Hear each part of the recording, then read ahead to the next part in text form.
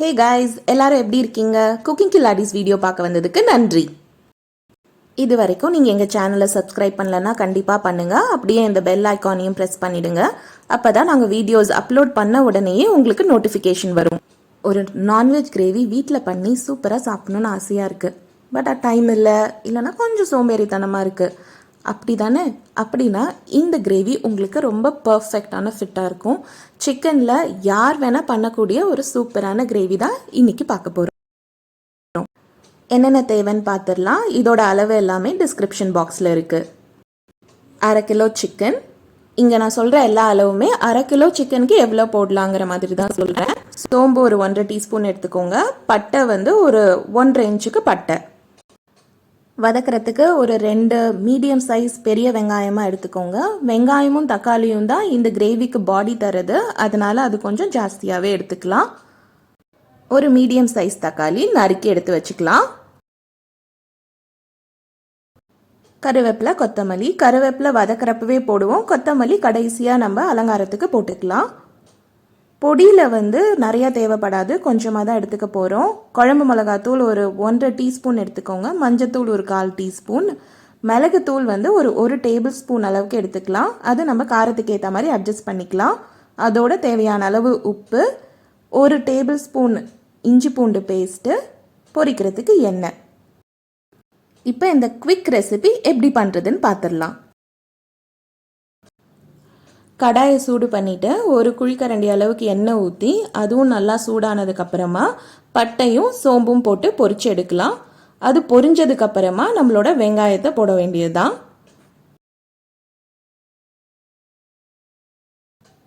வெங்காயம் நல்லா வதங்கட்டும். வெங்காயம் ஓரளவுக்கு வதங்கினதுக்கப்புறம் கருவேப்பிலையை போட்டு அதையும் சேர்த்து வதக்கலாம். வெங்காயம் வதங்கிருச்சு. இப்போ நம்ம தக்காளி இதில் போட வேண்டியதான். தக்காளியும் போட்டு நல்லா வதக்கணும். வெங்காயம் தக்காளி வதங்கிட்டு இருக்கிறப்பவே தேவையான அளவு உப்பு போட்டுடுங்க. இது மொத்த கிரேவிக்கும் எந்த அளவுக்கு உப்பு தேவையோ அதை இப்போ போட்டுடலாம். கடைசியில் திருப்பியும் கூட ஒரு வாட்டி செக் பண்ணிக்கலாம்.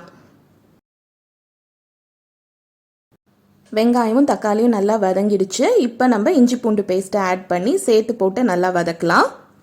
இஞ்சி பூண்டோட பச்சை வாசனை போய் நல்லா வதங்கினதுக்கப்புறமா நம்மளோட சிக்கனை எடுத்து போட வேண்டியதான். சிக்கனில் நான் எதுவும் மசாலாலாம் சேர்க்கலை, டைரெக்டாக கழுவிட்டு இதில் போடுறேன்.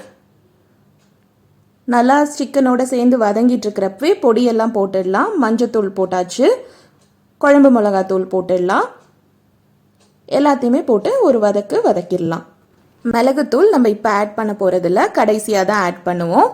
மசாலாலாம் போட்டு அது கொஞ்சம் நல்லா வதங்கினதுக்கப்புறமா நம்ம கிரேவி எந்த அளவுக்கு வேணும்னு நினைக்கிறோமோ அந்த அளவுக்கு தண்ணி ஊற்றிக்கலாம்.